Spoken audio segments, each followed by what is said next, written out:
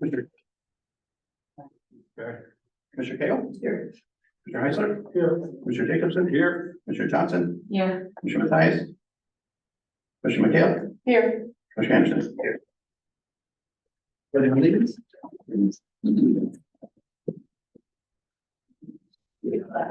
Of the United States of America, and to the republic for which stands one nation under God, indivisible, with liberty and justice for all.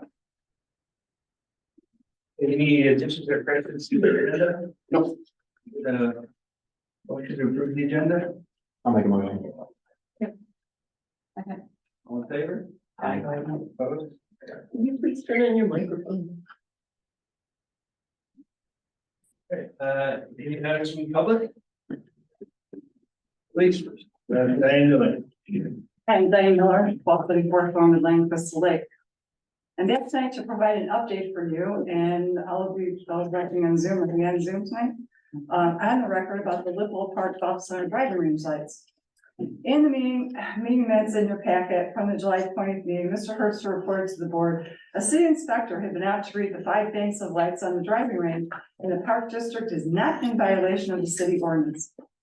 He is correct that the foot candle lighting reading was within the limits of the City of Crystal Lake UDO, which is the Unified Development Ordinance.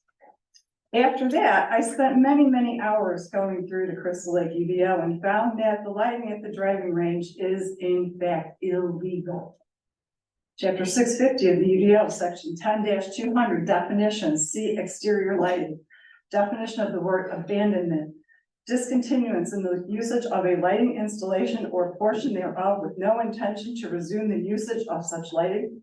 A lighting installation or portion thereof that has not been operated for 24 months or longer shall be considered to be abandoned. Director Herbster said himself during the committee of the whole meeting on July 6th. In the minutes from that meeting, Executive Director Herbster reported the lights in question were installed in the 1990s, but have not been working for 13 years. If the park district had the intention of resuming the usage of the lights, it would have been years ago, not 13 years later. Chapter 650 of the UDO, Part 1, Ordinance C Conformance, was amended in 2016. It states, existing non-conforming luminaries for light installations legally installed and operated, that's the key word, before the effective date of this ordinance are exempt from compliance with the requirements of this section. The lights had not been operational since at least 2010 by Executive Director Herbster's own words. 2010 is 6 years before the ordinance was amended. Therefore, they should have been conformed to the new requirements for fully shielded luminaries, or the luminaries should have been removed within 30 days. I presented my legal argument to this Crystal Lake City Council at their meeting on August 1st. This morning, Mr. Miller and myself met with Mayor Haleblian, City Manager Eric Helm, and Katie Collin, Director of Community Development. We were very happy to hear that the City of Crystal Lake agrees with my legal arguments and will require the Park District to bring the lighting at the Lippel Park driving range up to code, which will require going through the permitting process with the city. The city has also agreed to keep Mr. Miller and I involved in this process. I have also sent a request to the city that the lights at the golf center driving range remain off until they are changed, since they are not in compliance with the City of Crystal Lake ordinances. To answer Kathy Cagle's question previously asked to Executive Director Herbster, the lights are not legal and you're not okay. I request a copy of this be made part of your minutes.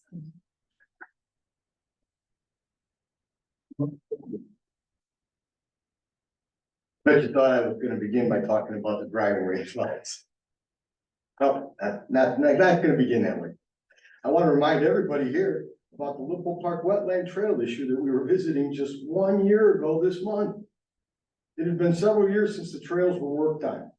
We asked that the trails in the wetlands be resurfaced. We were hearing from people who were falling on the trails, and we also had a disabled daughter who couldn't even walk out there. We were ignored in our first request from the park board. So a petition was placed on a tray at our property line. It said, Lippel Park trails need repair now. Ruts and uneven surfaces are dangerous. The trails are hazardous to normal walkers and runners. Elderly, handicapped people cannot use the trails. The petition got signed by about 120 people in only a week. And after presenting that petition to the park board, we were ignored again. The petitioners got ignored at the same time. They stopped, took the time to sign that, and you all ignored them. After the board ignored us the second time, we went to the Northwest Herald for help. The article they published had absolutely no effect on the board. Jason Herbster was quoted as saying that the trail problems were aesthetic. The board continued to agree with the director and continued to ignore our request. At the next park board meeting, we gave notice. If the trails in the wetlands of Lipple Park were not resurfaced within 10 days, we would file an ADA complaint on behalf of the citizens. As you're aware, the wetland trails in Lipple Park were worked on last year. Within 10 days, those aesthetic trail problems were corrected. I don't want to comment on what's going on the trails this year, especially since the wetlands don't generate revenue for this park district. Now, to this year, we have the new driving range light issue. The lights that the director absolutely knew were going to be a problem even before he turned them on, because he saw the lighting problems firsthand in the fall of 2022. So first we asked you, then we begged the board for some relief from those driving range lights. We gave you pictures. We told you that the type of light you were using was banned in most municipalities. We declared that the new driving lights were not legal. Ms. Cagle's response was to ask the director, "We're legal, aren't we? Right?" And he responded, "Yes." She said, "Let's move on." Now we've been ignored and disrespected not once, but multiple times. At first, the director said the lights would only be on when needed. Then after I provided you all with pictures of empty tees that were lit up in the evening, the director changed the rules to the lights will only be on, could be on at any time during business hours. I'll bet you thought I was, sorry. Well, he makes the rules and he makes the rules as he goes and he makes them as he needs apparently.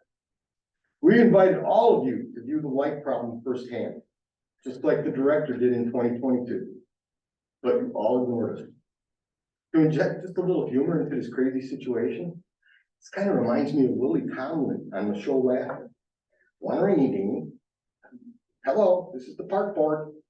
Then after pretending to listen to a complaint, she would respond, "We're the park board. We don't care. We don't have to."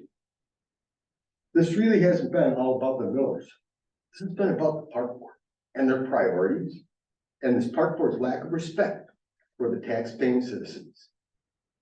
It's all about respect for everyone that uses our parks. It's about respect for the neighbors who live around those parks. And it's about respect for all the people who signed that petition that you all ignored. It's about respect for the wetlands and about the creatures that live there. I'm going to remain a good neighbor, and I'll continue to care for and about all of my friends and neighbors, as well as caring for all of our parks. But like I said to you in my email, I'm just getting warmed up. Thank you. Yeah. Do you want me to put part of it? Yeah, we can manage that. Thank you.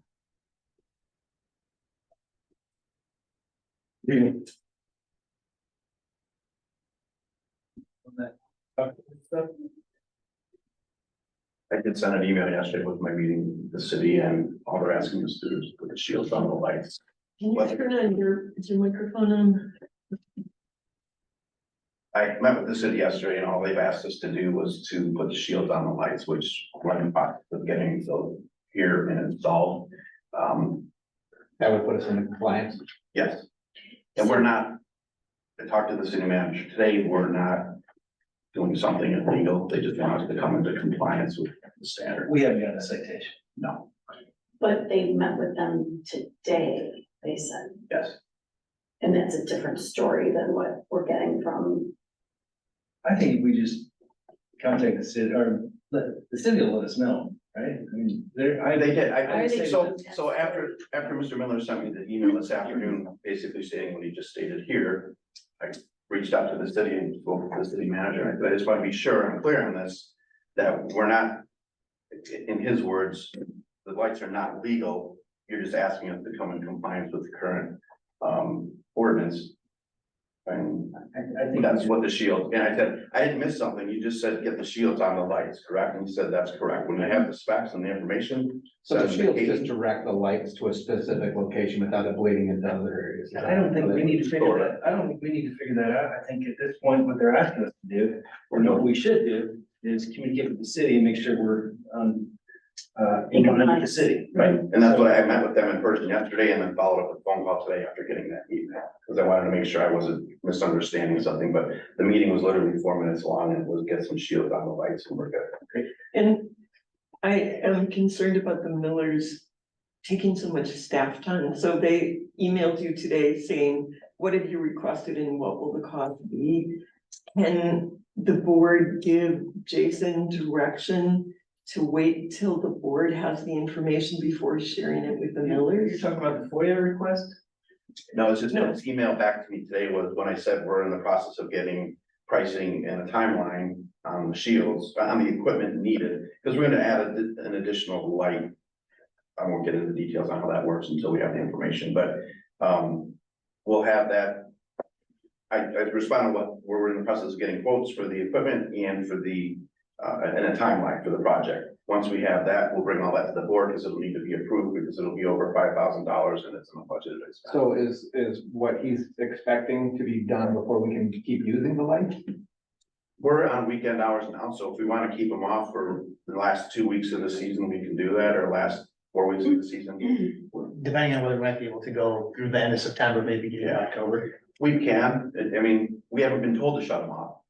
I mean, Diane said that she brought that to the city's attention. They never said anything to me about turning them off until the shields I are think on. we have to quit going triangle here and just face the city. Yes. And that's it.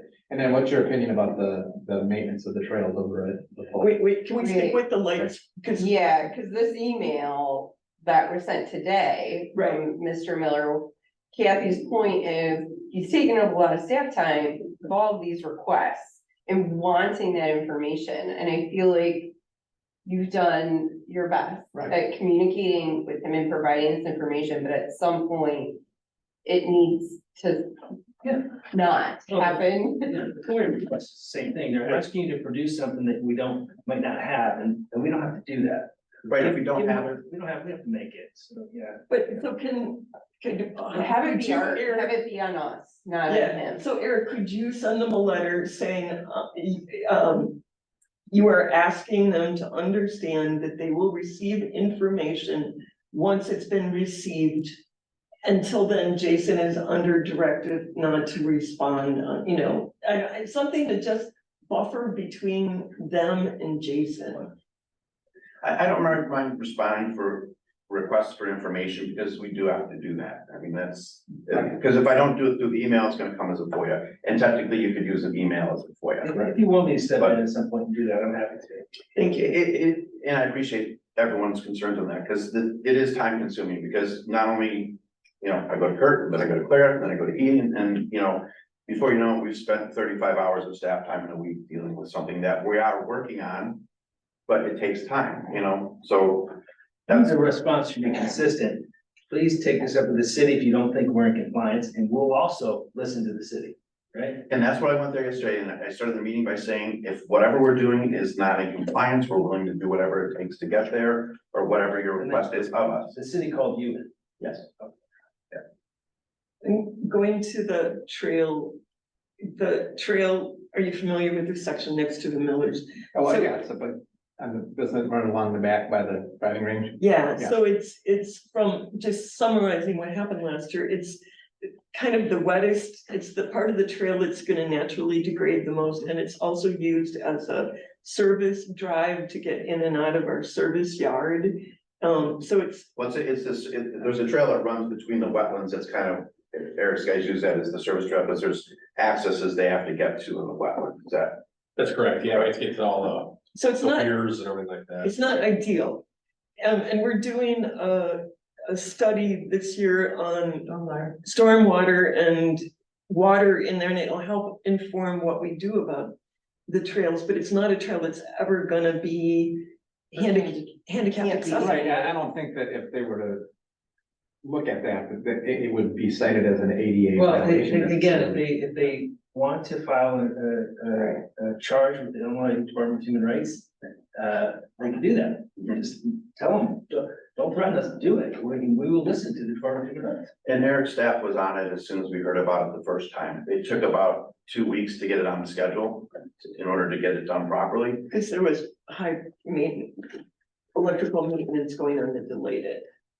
But there were things that they had to do prior to that, so it was taken care of. Maybe not to the liking of. So it just need to be taken care of. It's just a regular meeting. It's done. They actually, when it was done, called Eric and said, thanks, it looks great. It's normal seasonal maintenance that is happening. And we actually just did some more, to be honest with you, like, just last week. And they, Well, they didn't say, yeah. It's not an issue to them now, they're just bringing up past history Yeah. that, It almost that sounded, the board wasn't responsible. they want it to be ADA, it's never going to. yeah, like, you know, like a You're doing the best you can. service, yeah. It sounded like they were bringing it up. I would imagine if you have a good rainfall, it could deteriorate in less than a week.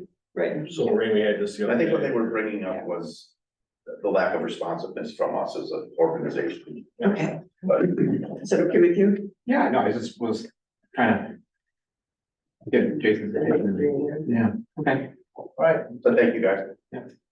okay, so no unfinished business, the consent agenda, I had a couple of questions before we take a action on it. Anybody else, please? Yeah, that question, forget a bunch. Yeah, go ahead. Number one, on the financial reports, Tina, can you put page numbers on these? Sure. Because otherwise it's hard to say on some page in the middle, you know what I mean? Okay. All right, so on the expense approval report for July, Corporate American Family Credit Union, what did they get paid for? Let's see here. Is that, which document are you actually looking at? Expense approval report by vendor name for July. No, here. Letter on the consent. 15690, The vendor 15690. in the amount of $1,338.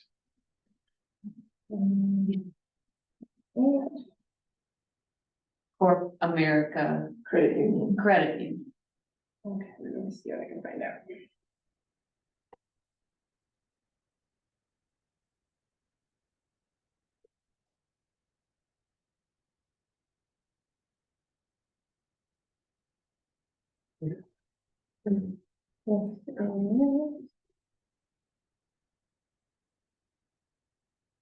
I see page numbers. This is, At the top.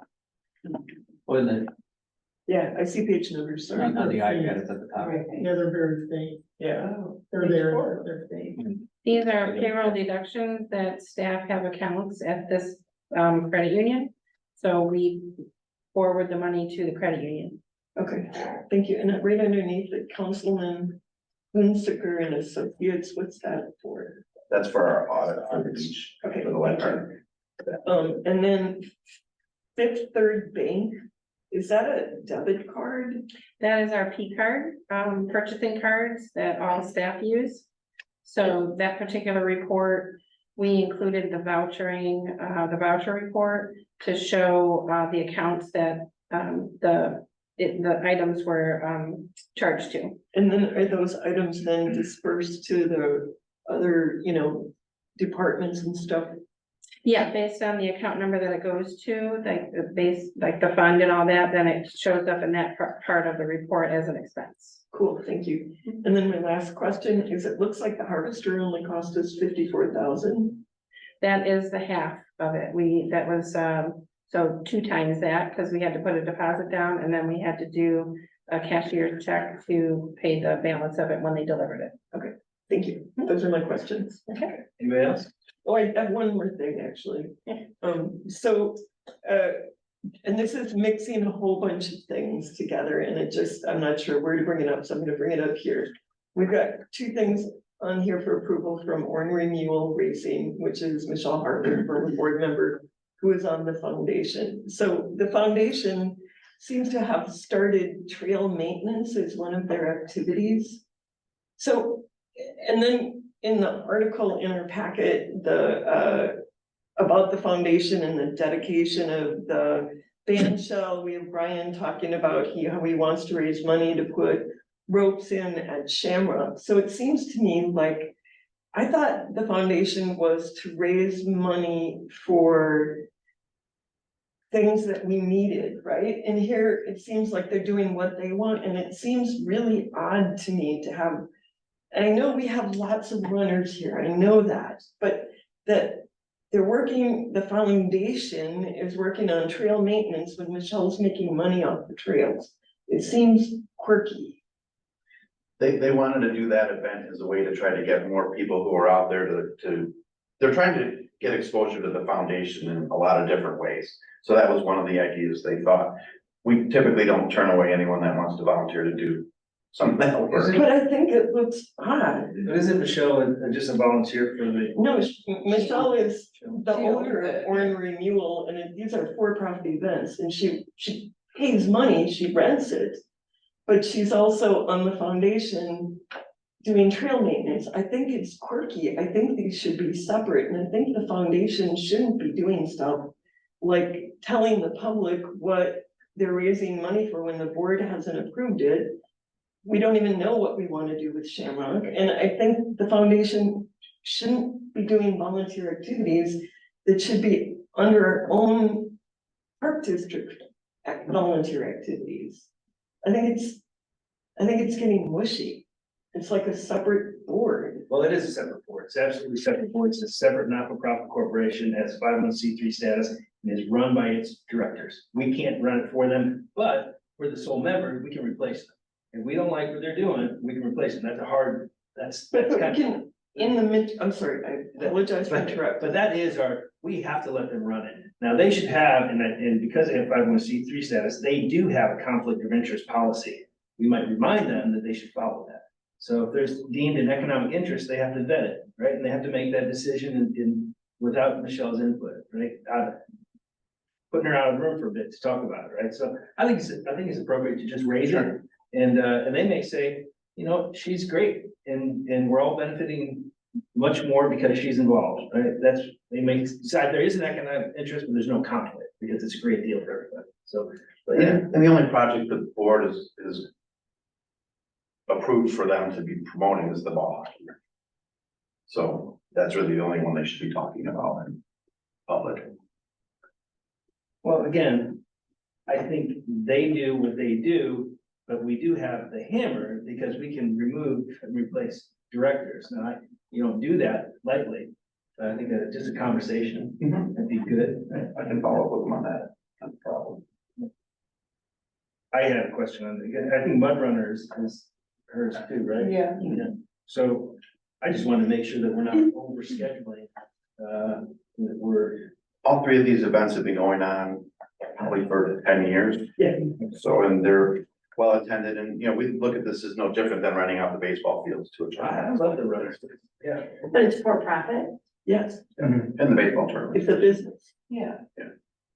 They're spread out, those spread 3 races, it's like January, April, October. Yeah, she just submits them to us all at once. Yeah. So that it's done. So having an economic interest isn't necessarily conflict, right? But it might be if it's a sweetheart deal, right? But they have a policy. You can't get 501(c)(3) status without it. So they just need to follow it, right? To vet it. Yeah, she's not, the trail, cleaning up the trails was not to help her. It was like Jason said, it was to get people from the community the foundation was trying to figure out how to get their name out and how to get their name out and how to tell people what we are. I think that's what, not me, sorry, the foundation, what they do, because we've been talking about that nobody knows what they are. And so one of the thoughts, and I'm sorry, I didn't even think about that because I heard about the trail maintenance, was, well, Crystal Lake Park District has parks and Veterans Acre trails. And what if we get people to come there? They couldn't think of like, well, what if we get people to go to, I don't know, a different park and clean up, you know, they didn't think, they thought trails, they can show them the trails, because people don't know the trails, and that's what they were thinking.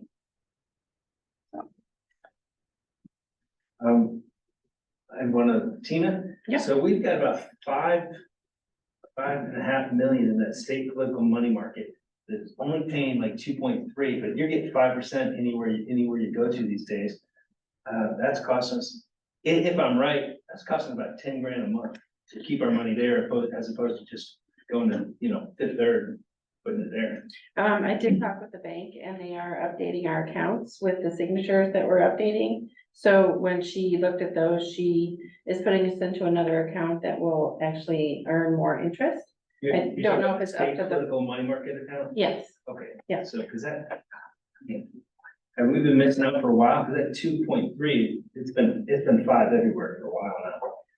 it varies, but yeah, it was just something that, We gotta fix that. yeah. Yeah. Okay. I use that account to do transfers between the general account when we do payroll. 5.5 million, that's Right, easily right. 10 grand a month. Yeah. I can also move it into other accounts that are earning more interest. Can the bank, I'm sorry if I'm interrupting you. Can you ask the bank to automatically notify you when higher interest options are available? Yes, I can do that. I think that would be in our best interest. Okay. Yeah, I mean, they like us because we have a good balance. Correct. We're solid. And they're getting 5% out of it. Right. Okay, all right. So, can I get a motion to approve the consent agenda? So moved. Second. All in favor? Aye. Oh, we want to do a roll call. Yes. Roll call. Commissioner Cable, Yes. Commissioner Heisler. Yes. Commissioner Jacobson. Yes. Commissioner Johnson, Yes, Commissioner Mathias, Yes. Commissioner McHale, Yes. Commissioner Anderson. Yes. Okay, so the Della Playground Replacement Project, you're gonna present this to us? Yeah, we're not approving anything tonight, but Amy will update everybody on the great community input meeting we had last night. She's got some boards there that show what everyone got to see last night, so.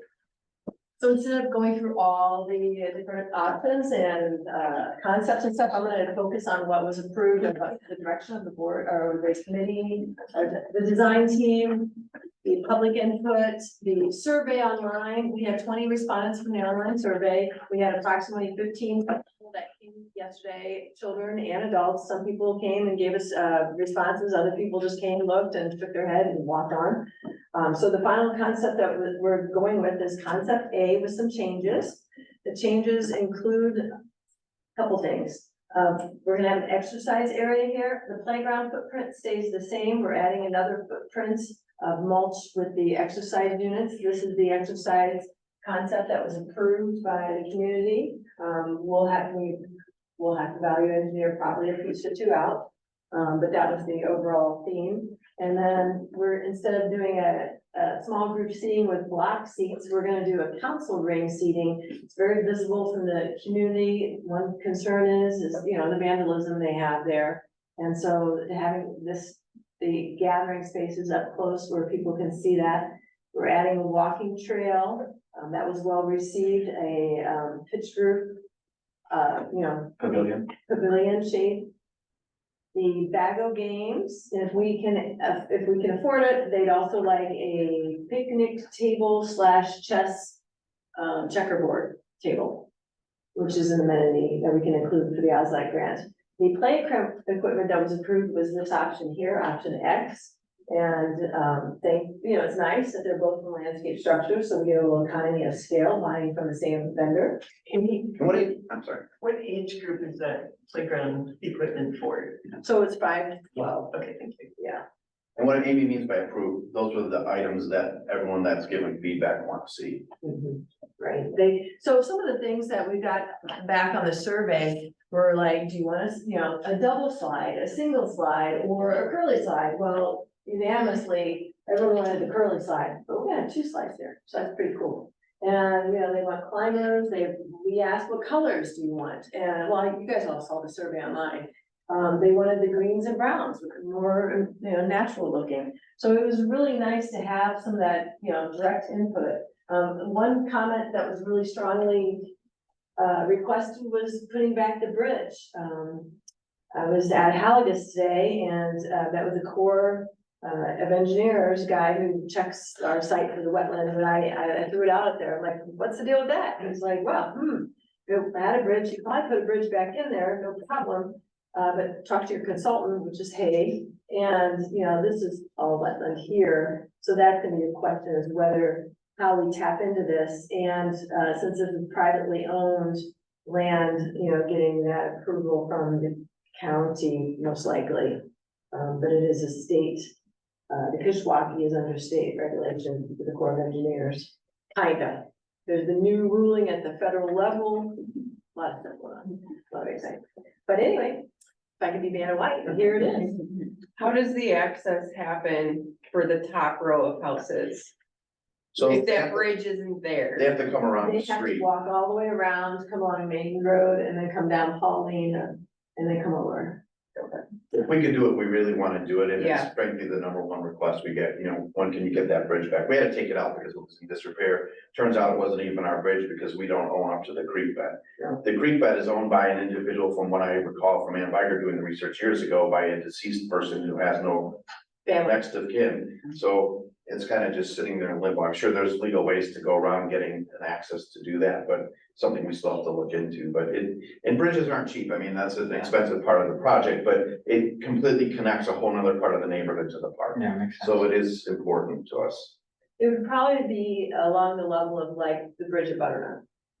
With a smaller scale, something that we hopefully don't have to have, huge pylons coming down to support it. We can just span it, kind of set it down. And perhaps have a little bit of embankment built up so we can get across and then down ramping the road here. How wide is that, just offhand, just there where that bridge would be? Is it So like right about here, it's probably about 15 feet wide here, but it's pretty shallow and it's over high and I think it wide. varies depending on the rain and everything. It does. That's not a very wide section. No, it isn't, and we're high here, we're not in the floodway or floodplain, the park is not, the land over here is. Ironically enough, they're much lower. Can you show us all the areas, where there are shade? There's a lot of shade in this park. No, that we're providing All structures. shade over seating areas, over playground areas. I don't know that we have any other than that shelter, because Yeah. there's so many trees around there where benches are already located under trees. Okay, so we had said last year, I think, that we wanted to make sure that at any playground, there were benches for people to sit and that there was shade over the benches. Okay. Okay, We could look to add some more. but we'll also have seating, we were proposing 2 picnic tables, I mean, it's large enough for 2 picnic tables underneath there, number one, but. There are quite a few trees here. But adjacent to the playground. Okay, yeah, because this was supposed to be, this is proposed as a bench here, right now, there's this tree that's pretty close to it. Even though it doesn't look as close, but. It was Amy's first big meeting and she did a great job and was very enthusiastic out there. She was even calling neighbors that were chasing their dog down the street to come over and take a look, and I said, I think they're trying to catch their dog. Yeah, I was finding more people. So do we put in grills anymore? Not here, when we do shelters that are a little bit larger, for example, when I replace the North Rotary shelter. I will make that all accessible with, instead of just 1 grill, we'll put 2 grills in and make it all accessible. That's the plan. And you got the 2 tables under the, Little shelter there. okay, Pavilion shelter. all right. We asked if they wanted the gazebo looking one or the, different roofs, flat roof, gable roof, gazebo looking, and they all asked for this roof. Option B shows the different, the different gazebo looking option, they had bocce cord, the back was one out of the bocce, and the game table also was requested. And some of the youth that were there last night, were asking for exercise equipment. They were in the, one young man was probably, 8, 9 years old, wearing exercise equipment, his brother was also interested in that. So that was good to hear that. Some of the kids are hilarious. I mean, they were ready for it. That's cool. And I brought out some seeds to give to them, and we had some bars left over from that.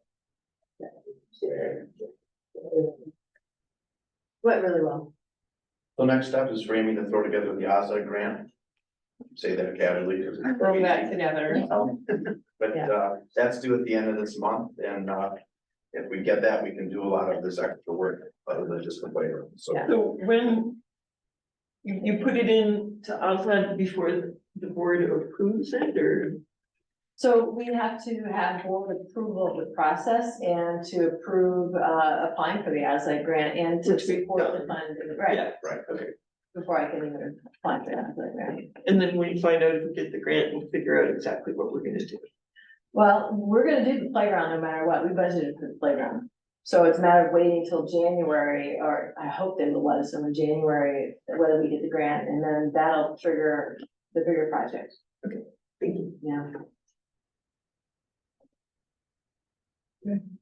We have to do an actionable approval. Alright, nothing else, move on. Okay, so the next item is the resolution regarding banks and investment signatures, and it's, I read this as just, updating, who can, sign on behalf of the, park district with respect to its accounts, investment, bank accounts, and that would be Jason and Tina. Okay. So it's just a housekeeping thing. That's important though.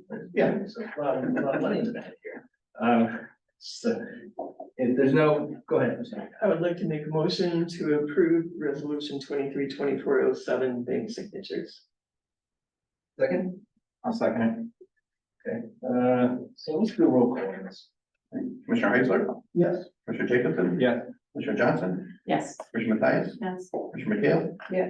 Commissioner Cagle? Yes. Commissioner Anderson? Yes. All right, discussion items. Do you have any discussion items? Nope. No, okay, reports to the board. If it's, A few quick things. The other part of my meeting with the city yesterday had to do with the boat stickers. I sent you that email, with some updates on that. So it looks like they want to move forward with all of that, including us selling the stickers. So I'm revising the intergovernmental agreement that was presented to them roughly a year and a half ago to make a few modifications, and then we'll bring that to the committee of the whole meeting September 7th, and then we'll get that to the city the following day. And they have that on their agenda for their September 19th. Did you need input from the board about the $80,000 commitment? Yeah, that was the one thing I wanted to bring up was, so we budget every year roughly $80,000 for Lake Ecology in the budget that just comes out of the general fund. Previous boards, when we were talking about this, said that we would continue to budget that, and then this additional money would go towards harvesting and treatments in the lake. So I just want to see if the board's still feeling that way, or if I need to go back to the city and say, no, this money, we're gonna use it for whatever ecology purposes we want. So Jason, this year's, we budgeted 80,000, and I know we increased the number of harvesting from the previous budget. Do you remember what the previous budget commitment? It's still $80,000. We just eliminate other things to stay at that number. Okay, so I would be in favor of staying with 80,000, committing to 80,000, but I would like to make sure that that 80,000 includes the amateur and amortization of the purchase of the boat, the personnel to run it, the time, and then that's included in that $80,000. Part of what the city wants to see is our budget for this, and Lakewood would want to see it too, and I want to include, in that amount every year that we're bringing in with the boat sticker revenue to put money away for the repurchase of a harvester in 20 years. So we're thinking of that. yeah, so I suggest you wait, and we all take some thought about this and give you some direction at the next meeting if you need it in the budget. Because I know I don't agree with Kathy, and I don't know how the rest of the board feels. I think it's something we need to think about. Okay. We can talk about it at the September meeting, and I can always make those adjustments. I just need to know when I go to them that here it is and this is what we're doing.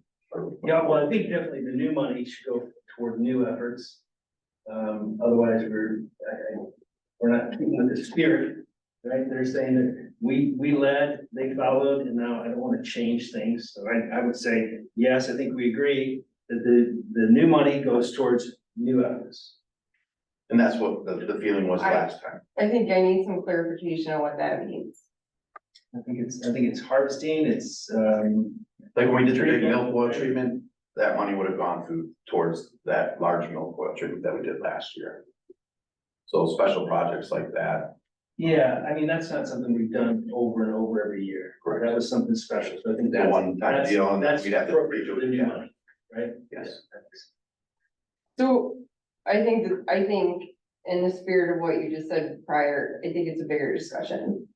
Before we're giving them like specific direction. If that makes sense, Yeah. and it needs more thought. And to even mix it up even more, should some of that boat sticker money go towards buoys and things that's normal? That's all done through the lake safety agreement. But I thought they didn't have enough money and that's why there weren't enough buoys. They're fixing that problem, I think. So that's part of that agreement. You still wanted to know what their budget was. That's the other thing, What is is the that number? this is gonna allow us to really make this whole thing clean. As far as us knowing exactly what's going on and how it all works, so. That's a definite upshot to this. Because they're gonna have to say the same thing that we're gonna bring to them with the budgets. Well, the money's all coming to us now for the stickers if we do this. And we would give Lakewood their portion for the lake safety patrol, which is $30 a sticker. Anything above that goes to the Lake Ecology Fund. And it's gonna be a tiered pricing system for stickers based on the horsepower of the boat. So, yeah, I won't be here for that meeting, but definitely I'm gonna remember, because it talks about last year. What I'll do is I'll send everybody a copy of the intergovernmental agreement that was done, so it can kind of refresh your memory on what was done, and that should help with the discussion. Since we're on the topic, I think, Hay brought up some good points when they were here last time about,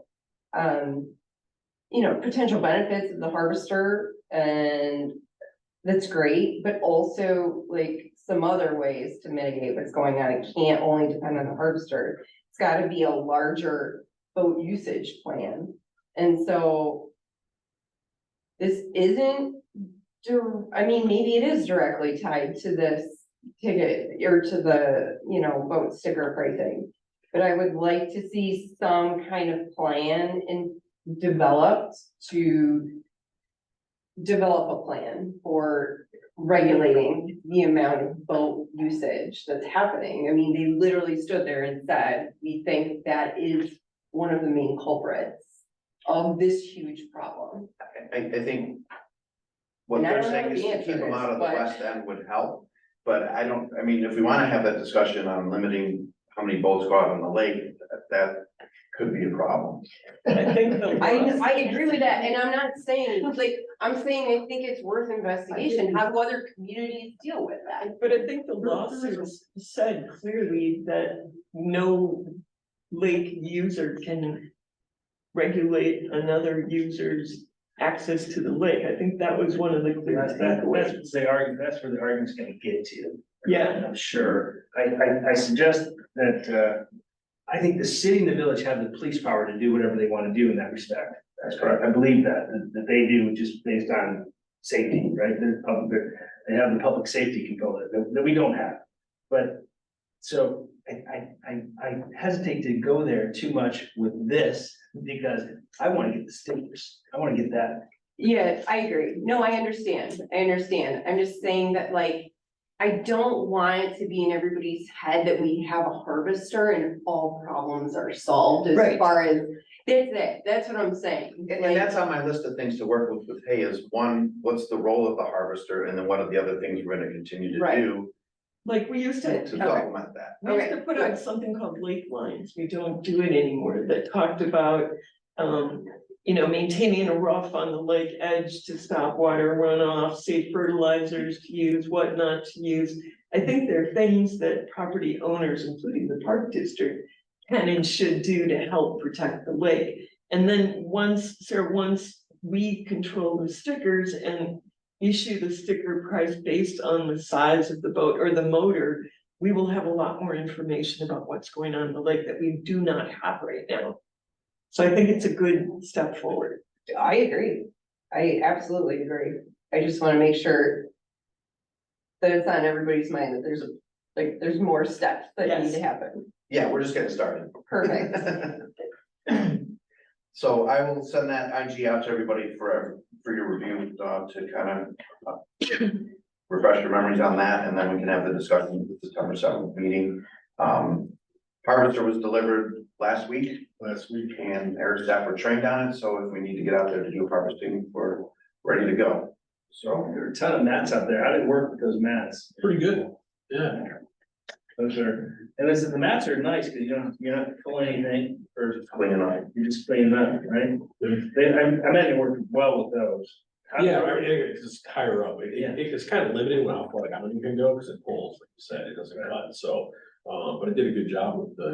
How did it do with the pulling piece of it? Fine. You just gotta kind of be careful because it'll kind of wanna. Drag the front of the boat down. Yeah, a little bit, so, but. That just comes with practice. So do you have two on that boat? Yeah, 2 on the boat. The contractual harvesting that was paid for privately was done last week for 3 days, so they were out there as well. So if people saw who harvested at the same time, they're probably like, oh my God. Yeah, I'm like, oh, Merry Christmas. Well, so I have a question about that. Like, I love our harvester things. But, so was it our harvester out at 5 AM or was it their harvester out at? that would have been theirs. Okay, then we don't need to talk. Cause it was really, really loud. 3 other quick things. Our first decennial committee meeting will be September 7th at 6 PM. I'll send out all of those. We've got 4 tentative dates. I'll send those out in an Outlook so everyone has them. I figured we would just schedule them the same day as our committee of the whole meeting is a half hour earlier, so everyone doesn't have to commit to another day or night of the week. Did you see that's Don okay. Fletcher's email today? What's that about? Is he just him doing a really good job? I think he's just trying to find more, connections to be made, and I told him I'd be interested in, sitting in on that and seeing what they have to say. So, we talked about the lights, so that's done, and then I'll be sending out an email to everyone regarding state conference. It's downtown at the Hyatt again this year from January 25th to the 27th, and registration opens, next week, so, just want to get anyone signed up that's interested in attending that, so I will get that out. And that's all I have. Sorry about that meeting. What's that meeting called? The decennial committee, Does the board have to go to that? yes, the board is part of that committee, plus John Pletz and Debbie Gallagher, our That's two our resident, our 2 resident representatives. Anything to add to the party? You have the report that was included in the packet, and I don't really have anything other to say that our new employee is working out pretty well, so she's been here 2 weeks and keeps coming back, so that's a good sign. Along with Rocio, who's the new human resources, she's been doing a great job. We've thrown a bunch of things at her and she's handled all of them very well. So that's all I have. If there's any questions? No, but I'd like to make a comment. Okay. I would like to give you some kudos because I just know as a beach manager for 25 years and how complicated just alone the finances and the accounting that goes along with the beach, how difficult that is. And when I look through all that stuff, I pretty much know that you catch every little thing, or whoever's doing it catches every little thing, and when you're asked questions about some of this stuff, you know exactly where it's at. And so I don't know, you get enough kudos for that, but it's sometimes it's an unsung job to do that, and it makes your head spin when you look at all Well, that that's a stuff. funny story. You said they catch every little thing. Yesterday I was given something to reapprove because the original they gave me was off by a penny. I know. It'll give you 120 pennies, right? Right. Exactly. It just made me laugh. I'm like, that's excellent. You're doing a great job. Well, thank you very much. I appreciate that. Thank you. Kurt? Camp and beach operations during the week are now done, so we've had a good end to a very busy summer. The next month it seems like it's even busier as we've got big event after big event until well past Labor Day. So we're excited about all of that. And today we got our first phone call for people that want to register for camp in 2024. They want to know how soon they can get on, they want to know when registration is going to open, so they don't miss getting into the camps if they want to get in. Do you have an answer? February 12th. Give or take. I mean, that was kind of, Sam's like, it'll be right around there. So, it might be a little bit less, a little bit more, but yeah, it's just crazy thinking, all right, we just closed our busiest camp season ever. And people are already wanting to get information. So it's a good sign. Kurt, how filled was camp? So a couple years ago, we were like, well, we can't have 60 kids in each bubble, can we? We're like, we can do it. And then last year I was like, well, there's no way possible we can do 80 kids in each bubble. We had close to 100 kids in multiple different camps. So we were just about as busy as we could possibly. I know I've asked this before. Have we thought about doing nature camps out of the nature center? Not full summer, like daycare sort of camps, but kind of more patterned after what the conservation district does, because they sell out so quick, so few kids can get in those. I know that we've done something like that several years ago, apparently. I think I've done it before, yeah. The idea was that it's our own camps, because they have fishing involved in them, and rock climbing and trips to the nature center. Not sure if there's some duplication of services with that, but we can absolutely talk to John about that again. Mention your Caddyshack. Yes, please, sure, we could mention, we had a Caddyshack event last Friday. It was it was really well done. It wasn't quite the insane crowds that we've had for some of our other special events. We had 300 plus people that had bought tickets in advance. It was a great event. It was just nice having a nice, quiet kind of night for adults where they could get out and do something. And like I said, it wasn't just wall to wall people. Parents love the idea of, hey, there's no kids here, and we're sad you guys didn't get 1,500 people like you did at the last one, but still having 400 people, they're like, this is great. We can just kind of relax and enjoy a nice night. And it was just another one of those all hands on deck where pretty much everybody that's sat at this table was at the event. So it was a nice little team building part of that as well. Well, it was funny because, we were banking on having, 1,000, 1,500 people like we have at some of these other ones. And when we were only around 300, everyone's like, well, Jesus, it's even worth doing it. And then we're like, well, other park districts would be thrilled with 300 people. So yeah, we're doing it. That's funny. Take a breather. Yeah, some great costumes. So, Kurt, the numbers from programs for the year look amazing. And the fact that Aquatic is so close to almost breaking even, I've never seen that. Yeah, the goal is, we know it because eventually the season's gonna end, but the expenses still keep coming. Right. So I keep telling Heidi, like, the farther we can stay positive, it looks great, knowing that eventually, it's gonna tip the other way. yeah, we're not gonna be able to get all the way there, but thank you. And Kurt will be putting together a numbers report, a seasonal program report here for us to see in, I believe, September, October. So that'll be coming soon, so that you can see some of that information. Eric? I have nothing to say. Thank you. Any questions? Thank you for adapting to the new harvester so easily and well. Well, quite welcome. Is it fun?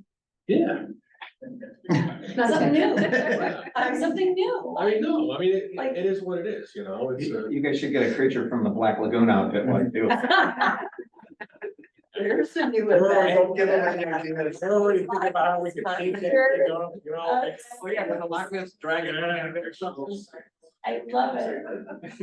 It's bigger than I expected. Is that why you can't use it in other ponds and stuff? Yeah, actually, it's very hard. I think it was hard to get it, unloaded it. Because it's got those big, paddles in the back, so. Yeah, I know it would be hard. You couldn't get it in smaller areas for sure, but it's perfect for the lake, so. Amy, anything? The exciting bit is if you want to come out to see Pro Cushion being installed right now at the outdoor court at the Racket Club, it's happening now.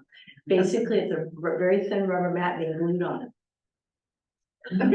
So they're doing an amazing job, super clean. The Pro Cushion subcontractor, I'm very impressed. Sean and his team, very professional, very clean. you know, every night they clean their site up, as they unroll the rolls, they clean it's very good, they're very professional, very pleased with how they're working. So progress is being made. Thank you. I had a question on that, that really relates to Tina.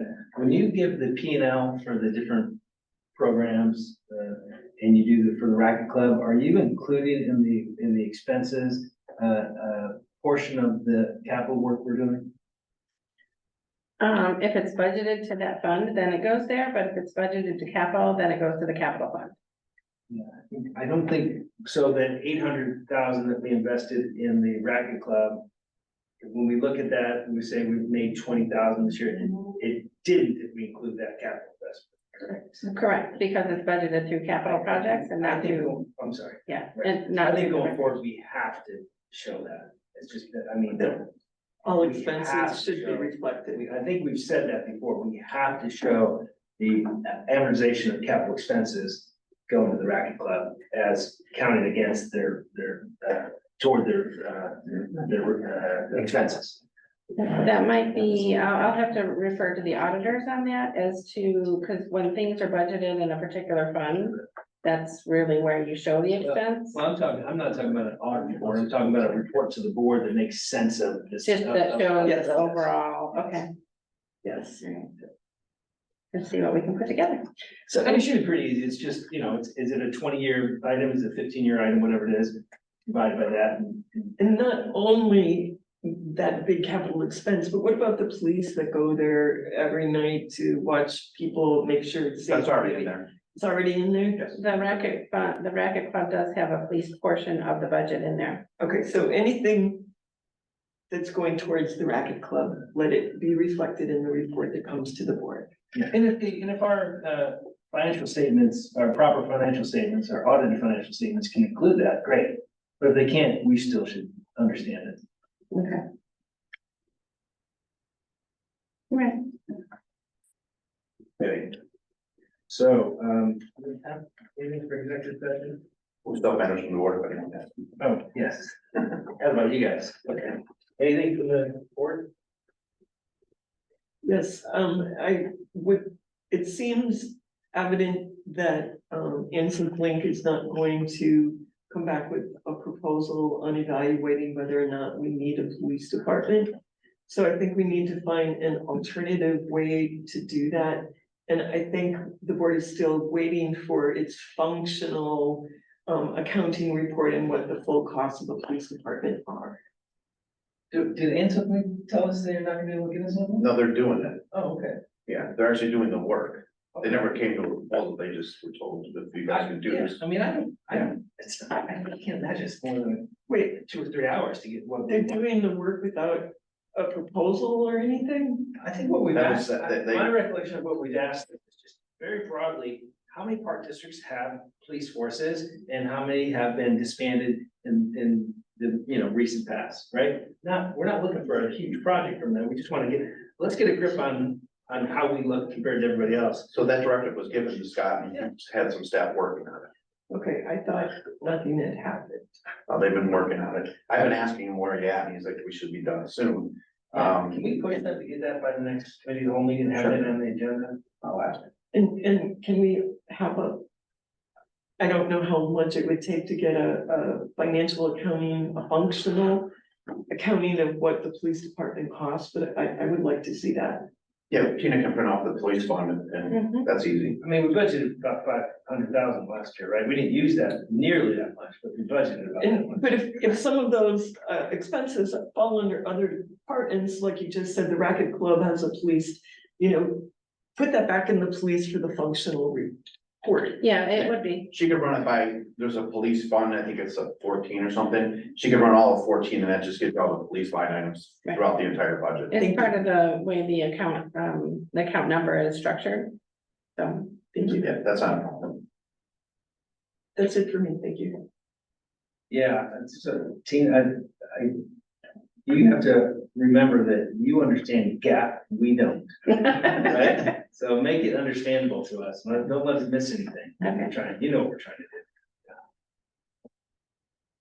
Anything else? I was at the Monarch and Music event on Sunday at Main Beach. It It was very well attended. It rained and there were tons of people swimming at the beach in the rain. And it was kind of neat because that is a really good partnership between Park District and all of these various conservation organizations.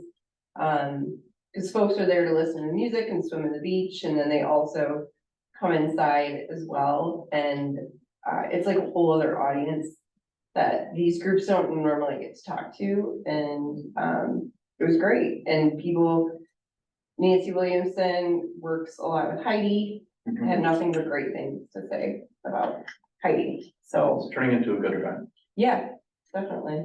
And I mean, the staff were great with like in there right away to clean up chairs and help people and stuff. So, thank you.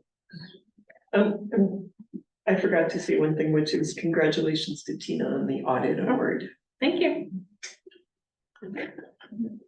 Our PAFR will be coming soon, I hope too. They're all in the final stages for that. Thanks. Which is the public annual financial report. It's the one that we put out in October. Anything else from the board? 15 minutes. Right? Yeah, we just have to go on executive session to do that real Yeah, quick. so, we can get a motion, go into executive session, if there's nothing else, at least to review the minutes, for the semi-annual review and release. I'll make a motion. Okay, and then, we're gonna, yeah, so we do have to do a roll call to go into executive session, stating that, but we don't need to do a roll call in executive session. That's not in the Open Meetings Act. I can read it to you if you like, but to kind of streamline what we do, I think we cut up. Too late, too late. All right, now you can turn it off.